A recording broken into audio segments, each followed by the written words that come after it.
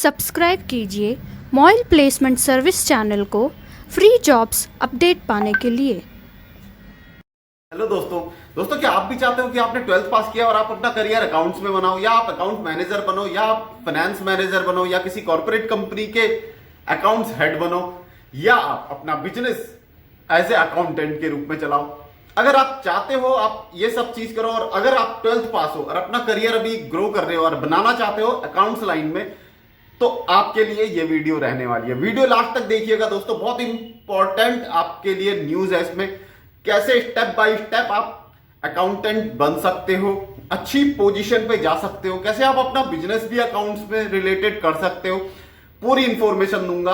अगर आप फ्रेशर हो और अभी करियर स्टार्ट करना चाहते हो, और आप चाहते हो कि आप चाहे किसी भी बैकग्राउंड से हो, बीएससी हो, बीए हो, या फिर बीकॉम हो, या कॉमर्स बैकग्राउंड से हो, किसी भी बैकग्राउंड से हो, अगर आप दूसरे बैकग्राउंड से भी हो like art side, science side से, तो भी अगर आप अकाउंट्स में करियर बनाना चाहते हो तो ये वीडियो आपके लिए। दोस्तों प्लीज वीडियो को लाइक करिएगा, सब्सक्राइब करिएगा, और अच्छी लगी तो, और उनके साथ जरूर शेयर कीजिएगा जिनको अपना करियर इस फील्ड में बनाना है, क्योंकि ये करियर जो है दोस्तों बहुत ही अच्छा है। इन फ्यूचर इसमें ग्रोथ बहुत अच्छी है। कैसे आप करियर पॉइंट को अपग्रेड कर सकते हो, सारी डिटेल इस वीडियो में बताऊंगा, तो वीडियो को लास्ट तक देखिएगा। और जिन्होंने अभी तक चैनल को सब्सक्राइब नहीं किया उनसे रिक्वेस्ट है चैनल को सब्सक्राइब करें, लाइक करें, शेयर करें अपने हर एक फ्रेंड के साथ। आइए दोस्तों स्टार्ट करता हूं। सबसे पहले मैं बात करता हूं अकाउंटेंट होता क्या है, अकाउंट्स एग्जीक्यूटिव होता क्या है, फाइनेंस मैनेजर होता क्या है, अकाउंट्स हेड होता क्या है, अकाउंट्स ऑपरेटर क्या होता है, ये सब के बारे में हम डिस्कस करते हैं। कहीं भी किसी भी कंपनी में जो पेमेंट का हिसाब होता है ना, जैसे हम पेमेंट देते हैं, जैसे हम स्कूल में देखते थे कि एक जगह होता था वहां पे हम पेमेंट सबमिट करते थे, तो हम उसको अकाउंटेंट बोल सकते हैं, या उसको हम ऐसा कुछ बोल सकते हैं जो हमारे पेमेंट की लेन देन जो है उसको अपने पास हिसाब में रख रहा हो कि हमने कितना पेमेंट दिया, कितना वहां से आया, कितना अभी पेंडिंग है। तो ये जो लेन देन का जो मैटर होता है कंपनीज वगैरह में, ऑफिसेस वगैरह में, या कहीं भी किसी भी ऑर्गेनाइजेशन में, इन सबको हैंडल करते हैं फाइनेंस मैनेजर और अकाउंटेंट, या अकाउंट्स एग्जीक्यूटिव अगर हम छोटी पोजीशन की बात करें। सबसे पहले मैं बात करता हूं उसमें डेजिग्नेशन कितने और क्या क्या रहते हैं।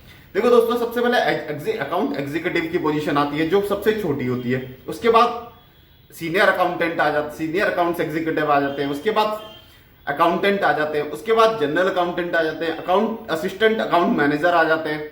उसके लास्ट में जो होती है अकाउंट्स हेड की होती है। तो ये इनकी साइकिल है जो स्टेप बाय स्टेप, जैसे जैसे आपको एक्सपीरियंस होता रहता है वैसे वैसे आप अपनी सीनियर प्रोफाइल पे जाते रहते हैं।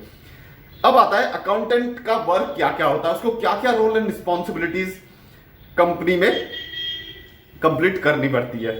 तो दोस्तों अकाउंटेंट का जो वर्क होता है ना, जो भी कंपनी के टैक्सेस हैं, सेल परचेज है, बैंक रिकंसिलेशन है, टीडीएस, आईटीआर और जनरल एंट्री, सेल परचेज, इन सब का जो रिकॉर्ड रखना होता है ना, वो अकाउंटेंट रखता है। अगर आपने ये देखा होगा, ये जॉब थोड़ा सा ऐसी है कि इसमें अगर एक सिंगल यूनिट का भी अंतर आ गया तो पूरा जो प्रोजेक्ट है वो हिल जाता है, क्योंकि उसमें जो पेमेंट का है वो बिल्कुल क्लियर रहना चाहिए, हर एक पॉइंट उसका क्लियर रहना चाहिए, ताकि आगे जब हम रिपोर्ट सबमिट करते हैं तो वहां पे ट्रांजेक्शन का कोई इश्यू ना हो। अब बात करता हूं दोस्तों, अगर किसी को अपना करियर बनाना है और वो अपना अकाउंट में अपना करियर बनाना चाहता है तो कैसे स्टार्ट कर सकता है। सबसे पहले आपको अपना एजुकेशन देखना है कि आप क्या, आपका एजुकेशन है। सपोज आपका एजुकेशन है, आप 12th इस समय परसुइंग कर रहे हो, या आप ग्रेजुएशन कर रहे हो, या आप पीजी कर रहे हो, कुछ भी आप एनीथिंग कुछ भी कर रहे हो, फ्रेशर हो, एक्सपीरियंस हो, आप अगर अपना करियर बनाना चाहते हो अकाउंट लाइन में, तो सबसे पहले अगर आप परसुइंग हो तो आप कोर्स ऐसा करो जो अकाउंट से रिलेटेड हो। या फिर अगर 12th कर रहे हो तो 12th आप कॉमर्स साइड से ले लो, या आप ग्रेजुएशन कर रहे हो तो बीकॉम करो। तो ये कुछ वो होगी क्वालिफिकेशन कि आपको उससे रिलेटेड क्वालिफिकेशन करनी है, क्योंकि आपका जो बेस है होता है ना, जैसे साइंस वालों का साइंस होता है, आर्ट्स का आर्ट्स होता है, ऐसे ही आपका बेस बिल्कुल क्लियर रहेगा छोटे से ही।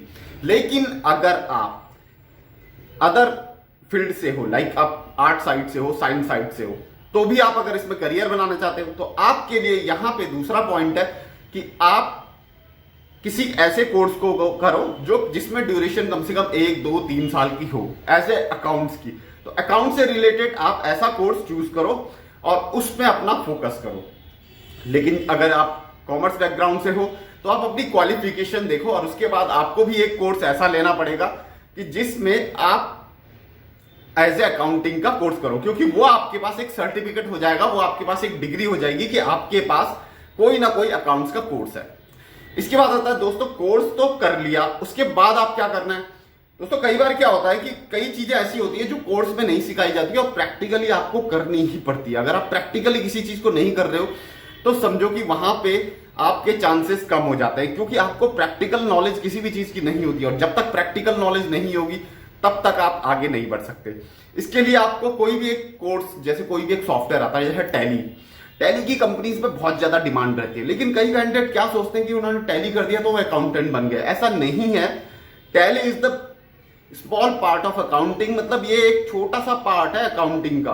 अकाउंटिंग एक बहुत बड़ा है और कई कैंडिडेट्स ये भी करते हैं कि उन्होंने टैली का कोर्स कर दिया और अब वो केवल एंट्रीज पे ध्यान देते हैं, मतलब वो टैली पे काम कर रहे हैं, बाकी उन्होंने मैनुअल अकाउंटिंग नहीं सीखी है। तो दोस्तों, अगर आप किसी भी कोर्स अकाउंट्स में अपना करियर बनाना चाह रहे हो तो आपको मैनुअल अकाउंटिंग भी सीखनी पड़ेगी, मतलब हैंड से, आपको हाथ से कैलकुलेटर यूज करके भी अकाउंटिंग करनी पड़ेगी, क्योंकि वहां से आपका बेसिक्स क्लियर होगा। मैं सारे पॉइंट बताऊंगा, वीडियो थोड़ा सा लंबी रहने वाली है, बिल्कुल भी स्किप मत करना। और यहां से हो सकता है आपको इसके बाद कोई और वीडियो की जरूरत ना पड़े।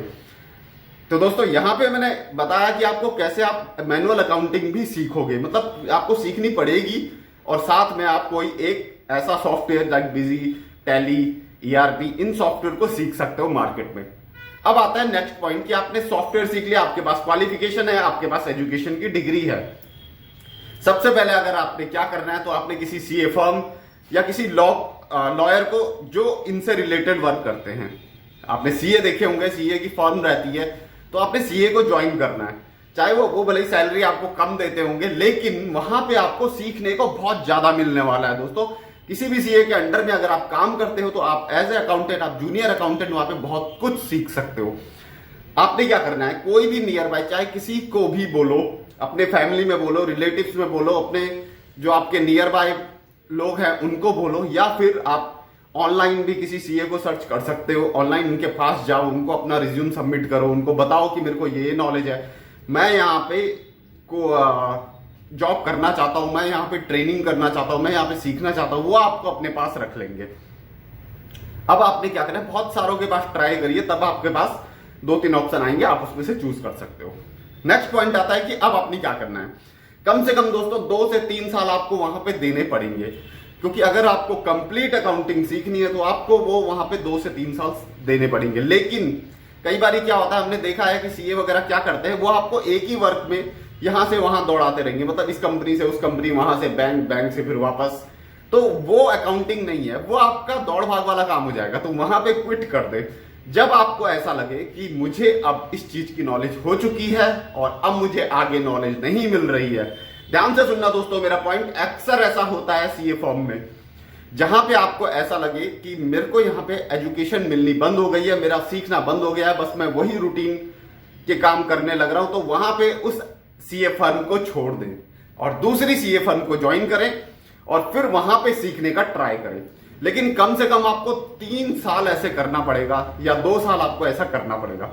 उसके बाद आता है नेक्स्ट पॉइंट कि अब आपने क्या करना है। आपके 3 साल कंप्लीट हो गए हैं दोस्तों, उसके बाद आपने क्या करना है, किसी कंपनीज वगैरह में, छोटी कंपनी में अप्लाई करना है, जहां पे आप कम से कम 2 साल का अच्छा एक्सपीरियंस लो, अपने ऊपर रिस्पॉन्सिबिलिटीज लो, क्योंकि रिस्पॉन्सिबिलिटी कभी दी नहीं जाती, रिस्पॉन्सिबिलिटी ली जाती है और आपको रिस्पॉन्सिबिलिटी लेनी पड़ेगी, आपको अकाउंटिंग हैंडल करनी पड़ेगी खुद से।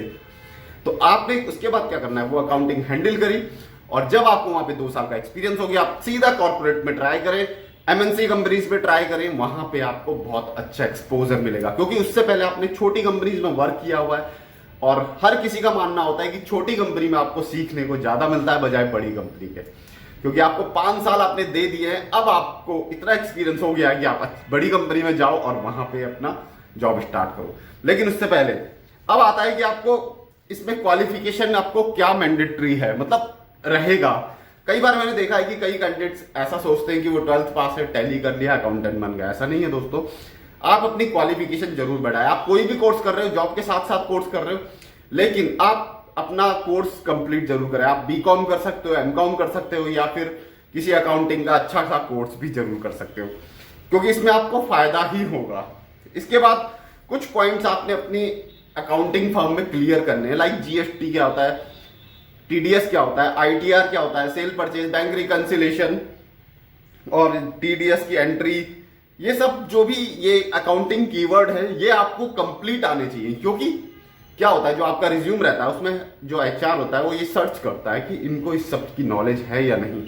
जब आप इंटरव्यू टाइम पे जाओगे वहां पे आपसे पूछा जाएगा, प्रैक्टिकली आपको देखा जाएगा कि आप इन सब में कंफर्टेबल हो या नहीं हो, क्योंकि वहां पे वो आपका लेवल चेक करेंगे कि आपको कितना नॉलेज है इस प्रोडक्ट का।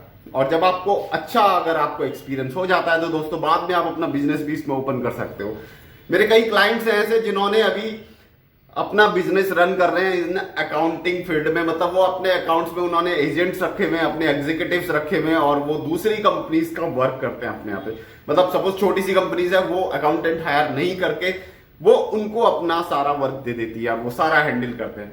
तो दोस्तों ये था, मैंने पूरा आपको प्रोसीजर बता दिया कि कैसे आप अकाउंट्स में अपना करियर बना सकते हो, लेकिन स्टेप बाय स्टेप आपके अंदर पेशेंस होना चाहिए, आपको टाइम देना पड़ेगा वहां पे एज ए अकाउंटेंट बनने में। और मैं आपको बता दूं कि अभी मेरे पास अकाउंट्स की बहुत सारी वैकेंसीज चल रही है, मैं जल्दी ही आपके लिए अकाउंट्स की वीडियो लेके आने वाला हूं। मिलता हूं दोस्तों फिर से न्यू वीडियो के साथ, तब तक के लिए बाय बाय।